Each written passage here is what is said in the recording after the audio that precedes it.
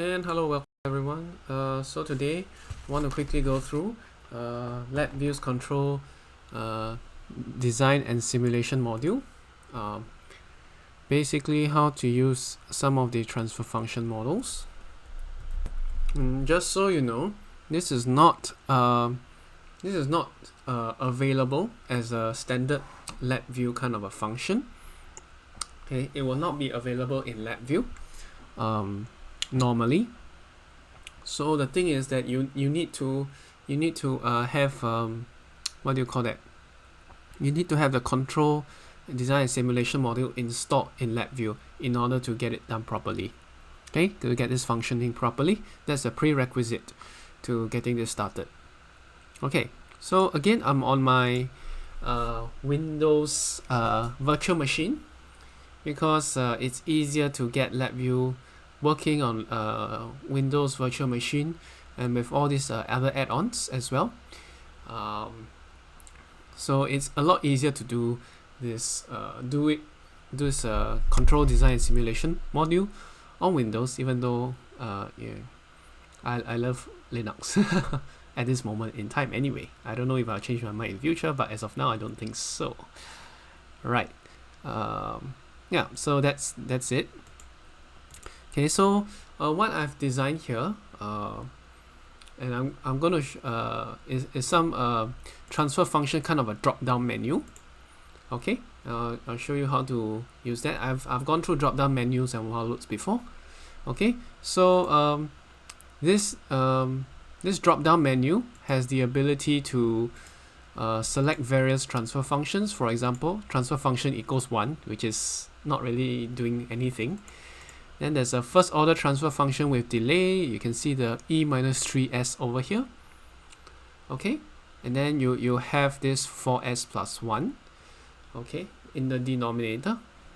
Of course, if you know what this means, it can actually mean that the system is pretty unstable, because if you look at the pole will be no, is it stable or unstable? Yeah, the pole will be on the left hand side. So e minus cs is a negative exponential.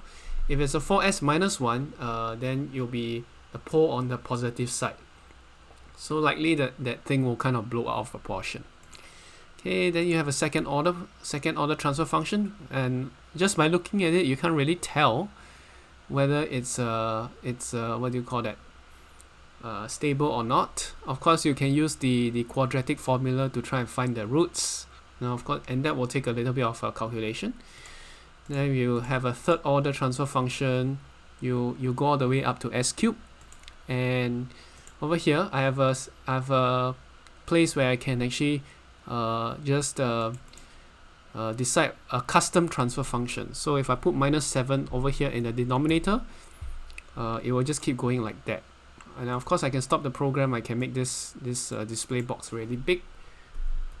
Okay, so if I put minus 7 over here, it will get to 7 to s5. I can put number 8 over here. It will go 8 to the s6. 8 into s6. Okay, but if I go back to the second order transfer functions and I adjust the numbers here, 4 and 1, it won't do anything to the transfer function here. Only when I go to the custom, then okay, yes, you'll see this new terms popping up. So how do you actually design this whole VI?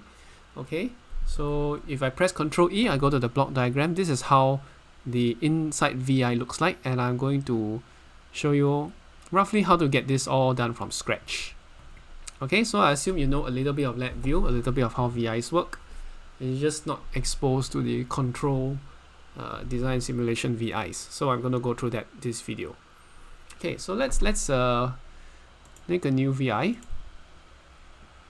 Okay, and I'll save it as okay, let's put it in control systems. Okay, cd sim. Okay, demo YouTube cd sim control design and simulation. Okay, very simple demonstration. Now I'll close both of these. Okay, I'll close this as well. Okay, so let's open this up. Now Control E, open this up. Okay, so now the block diagram and everything's empty. So what do we want to do? Okay, so I've already gone through the whole logic behind using while loops before, so I'm going to just start with a while loop first. So this should be executing while there's a while loop, and then I'll give it a stop button as well. These are your standard procedure in designing, continuously running program. So I'll have a wait time over here, and let me go to the bottom right to the stop indicator, and let's create a control. So I'll say stop program. This is what we call stop program. Okay, nothing too interesting there. Then to the left hand side of this stop control, it will have the how many milliseconds to wait. So I'll just put about 100 milliseconds, okay, of wait time, so as not to overburden the computer's resources. Okay, so this is your basic while loop structure. And of course I want a case structure as well. So if I move here, the stop program will be here. Let me make the button a bit bigger. It's nicer to click as well. And let's make a case structure, because that's what we are going for. Case structure, I'll leave it empty for now. And of course, we'll make an enumeration. So go to, I assume you know case structure already. If not, you can look at my other video. I've done it before. So case structure and the enum thing. What's the enum? Ring and enumeration. Okay. So where is the ring and enumeration? Oh, right. I think I should do it here. Yes, it's inside the front panel, not the block diagram. Okay, we'll get an enumeration, enum over here, and then I'll say which transfer function do you want? Okay, do you want? Okay, so I'm going to drag it out. So this is the way we can use to select the transfer function. Now I'll bring it in here, the while loop. Now I'll make the while loop a bit bigger. So I'll put the which transfer function do you want here, and I'll wire it into this to this thing. So again, we can make a lot of cases. So we'll start using the first one. Let's say transfer function equals 1, first order with delay, second order, third order, custom 1, and I'll put test. Okay, test 1. I'm using arrow keys, right, to navigate. Test 2, enter. Test 3, enter. Test 4, enter. Test 5, test 6, all the way up to test 10. Test 8, test 9, test 10. So if you want to play with all sorts of transfer functions, you can.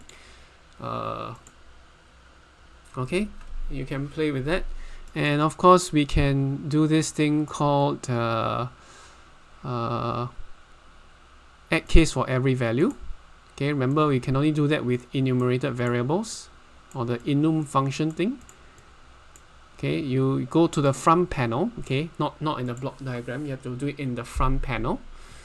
Okay, so next thing we want to do is, of course, like we were wanting to do a SISO. Single input, single output. This is the most simple. Okay, how do we do this? How do we do this? Okay, so we go to the control and simulation. Okay, so if you have it installed correctly, you should go to the control design palette under control and simulation. Okay, under that palette, under the control design palette, go to model construction. Model construction. According to this iteration of Labview, this version of Labview, in the top left, then you go one icon to the right, you have this cd construct transfer function model.vi. Click on that, put it inside your loop. Okay, so you'll notice a lot of wiring that's available. Don't worry, let's explore some of the more essential ones. So don't worry that it's so many, that there are so many transfer functions available. Okay, so what can we do? We can actually adjust the numerator. So over here in the numerator, I can create a constant. Okay, the other thing it gives you, it can adjust the denominator. So we can also create a constant. You can also make a delay. So I'm going to create a constant. Over here it says not a number, okay? Which you need to like, okay, let me see. Clean wires. I'm going to clean up my wires. Okay, that's good. So these are going to help you in your designing your transfer function. Okay, you will these constants, you can actually use it to determine what are the coefficients of your s, your s squared, s cubed, and even the +1 in front if you want as well. Okay, so how do we know that we are on the right track? Okay, you go to the right, and I go to the right of this case structure. What I'm going to do is I'm going to go to the control design palette where I was going before, model construction. Now you go to the bottom left and go one icon to the right. You will see this thing called cd draw transfer function.vi. What will that do? That will actually take the transfer function model, and then it will help to display out. Again, there are many wirings here, but the top right wiring has this button called equation. Right click that, and you click create indicator. So under this, you can put you can call this a transfer function equation. Okay, if you press Ctrl E, or click Ctrl E, your transfer function equation will be here. Over here, it will still be a white space. It won't display anything yet. Okay, it won't display anything yet. So there's nothing there. Once you start activating the scripts, it will start to display something. So what you do to link this up, you go to the SISO model, single input, single output, SISO. Go to transfer function model. This will be the pink colored wire on the top right. Draw it to the pink wire all the way on the top left, as you are seeing now. Okay, so this is how you actually get this thing done. Alright, so this is the first order with delay, and of course we want we can go to the transfer function equals to 1, and we also can copy and paste the whole thing here, and then of course we wire it up. So how do we change the transfer function? You will actually change the numbers in this array. I'll show you how in a little bit. But for now, there's a problem. Okay, there's so many empty test cases without anything to put into this pink line, right? And then Labview will say this error. This is an error because there's no input into this transfer function equation. What do we do about it? Okay, so very simply, what we can do is simply this: right click on here, right click here, and you go down to this. You can remove all the empty cases. So under the drop down menu, there will only be 2 cases for the time being. Of course, we can add this as we keep going. So we have a first order with delay case and a transfer function equals to 1 case. Both of them are exactly the same, so if we run them, there'll be like no difference. Okay, so we can take a drop down menu. There'll be literally nothing on the screen right here. Okay, but at least there's some little box over here showing up, and if you press the stop button, the whole Labview program will stop. Okay, so now let's give this transfer function equals 1. How do we program this in? Okay, the delay, we don't want any delay. We'll just put delay as 0. That's fine. Next thing, well, we want to start having coefficients, right? So we'll want to start having coefficients. So so it is a plus bs plus cs square plus dot dot dot. Okay, so this is how you define the coefficient. A is your first coefficient. A is your first coefficient, the first number that is being read. B is the second number. C is the third number. Okay. So for transfer function equals 1, the numerator will have A equals to 1, B equals to 0, C equals to 0, and so on. So it's quite simple. Okay. So in both the numerator and the denominator, A equals to 1. How do you know which one is A? Okay. So you will see on this constant over here, on the denominator, there will be 2 zeros, right? There will be 2 zeros.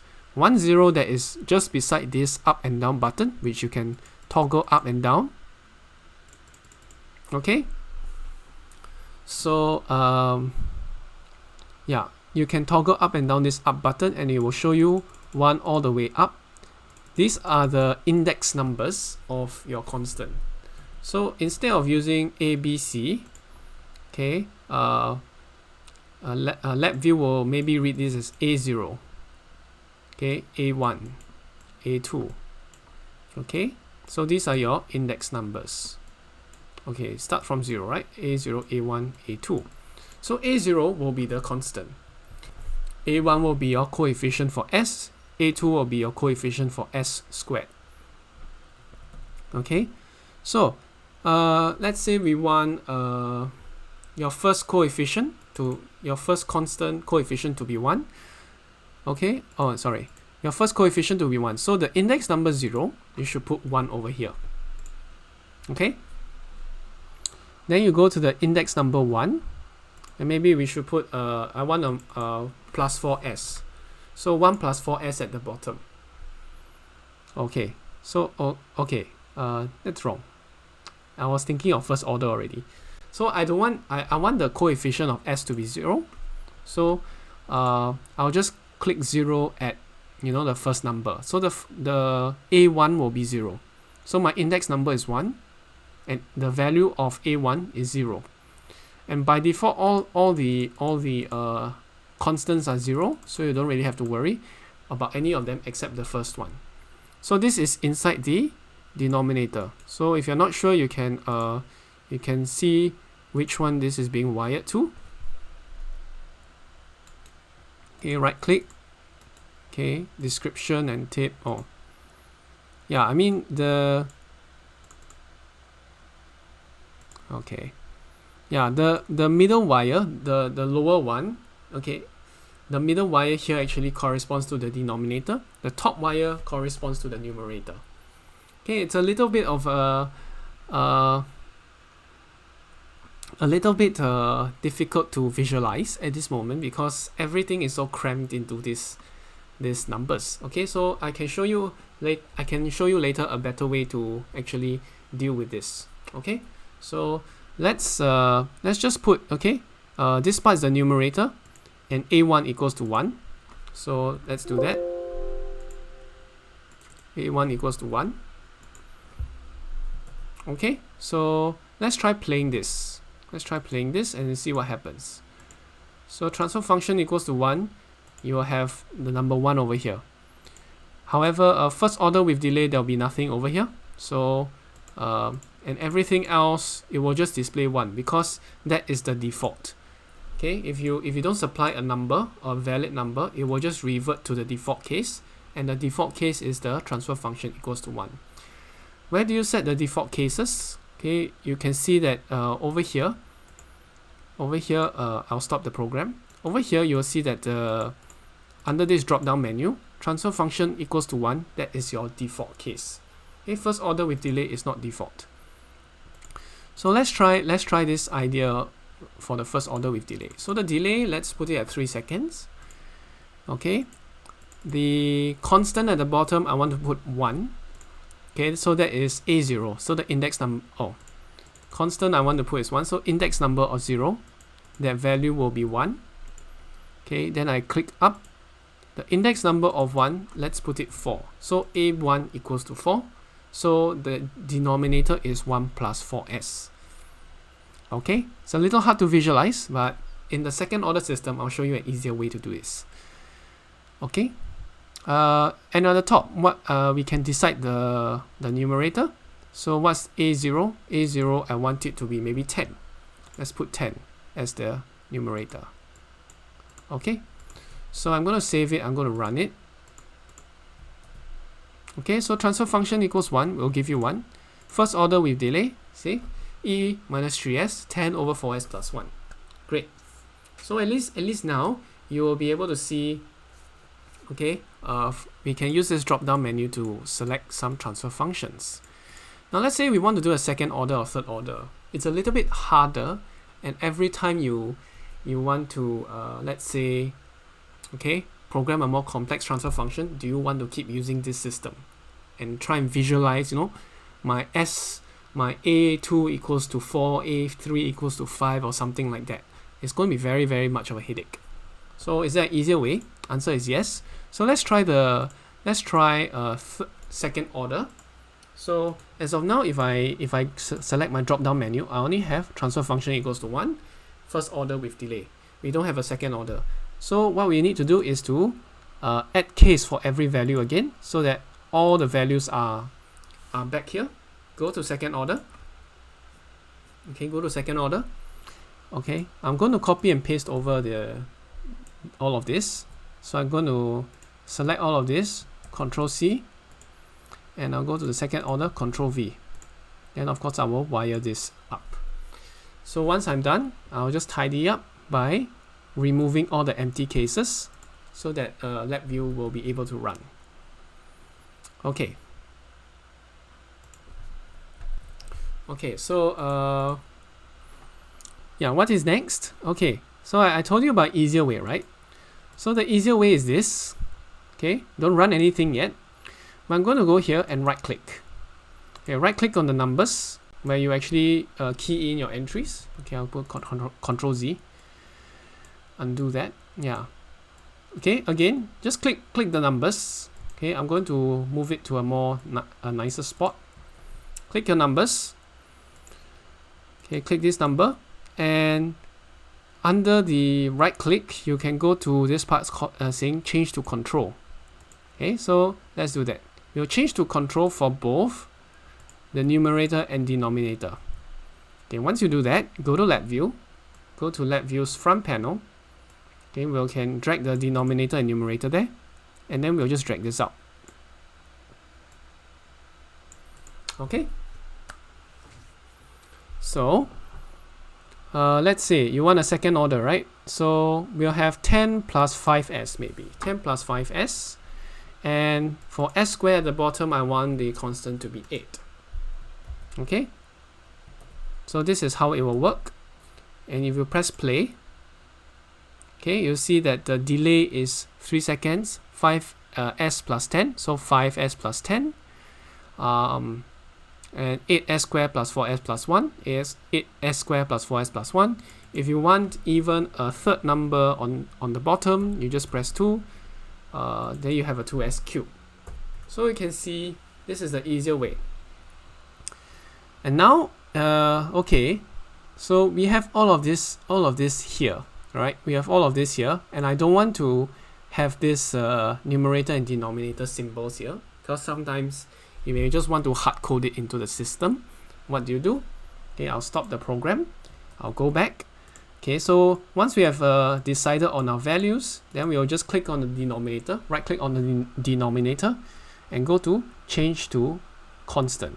Okay, right, change to constant. Right click on the numerator, and you go to change to constant. So all the values that you have decided will be fixed there. And if you go to the front panel, this will disappear. The indicators will disappear. Okay, so if I don't want the delay, I can of course change this to 0. That's okay. So okay, so this, if I press run, okay, second order will be 5s plus 10, 8s squared plus 4s plus 1. So on and so forth. You kind of know the drill if you want to change it to third order. Okay, transfer function equals to 1, first order with delay, second order, etc., etc. Now, of course, if you want a custom third order, we can repeat the same steps. Okay, so I'm going to stop. Okay, so let's repeat the same steps. And okay, right click, and we'll add 2 cases this time, alright? We'll add the third order, and then we'll add the custom transfer function. Okay. Okay, add case for every value. Go down to third order. Paste this here. Wire this up. Okay, so again, it's a little bit hard to, of course, visualize what constants you want. So let's change both of them to indicator. Oh, sorry. Change to control. Change to control. Okay. So let's change to control. Okay, so what do we want in our denominator and numerator? So denominator, I'll just put it at the, oh, sorry. So it's supposed to drag the outer box. Okay, go to the bottom. Let's give number 7 for our coefficient for s cubed. So that we want a number 7 to be our coefficient for s cubed, and that's fine. Okay, so once we have decided, again we change it back, change to constant. Right click, change to constant. So steps are pretty repetitive. Okay, now let's say we want to let's say we want a custom function, right? Custom function. So let's go to custom 1, paste it here. Okay, what I'll do is just wire this output into the transfer function equation. So I'm going to clean up the wire. Okay, so if I want a custom transfer function, we already saw how to do it. We just change both of these to control. I'm going to bring it out. Change to control. I'm going to bring it out. Okay, so numerator, I will just put numerator coef for custom transfer function. Denominator, I'll do denominator coef for custom. And of course, if you want the delay to be customized as well, you can. So I'll change this to control delay for custom. Okay, that's it. That's a custom one. Once I'm done, I just remove all empty cases. Okay, so let's go to the main block diagram. Okay, go to the delay denominator coefficients. So I'll put it here. Numerator coefficients, I'll put it here. So let's do this. Okay, I'll save it and I'll run. So second order transfer function will be this, third order transfer function will be this, custom 1. So custom 1, I can change 8. Yeah, I can put 857 here, some random thing, and then 45. Okay, so the custom transfer function will respond to the inputs here. But if you want to hard code transfer functions in, you can do it as well. Okay, so hopefully this shows you some of the basics of using case structures with a transfer function in the control and design suite. Okay, that's all. Thanks for watching. See you guys again. Bye bye.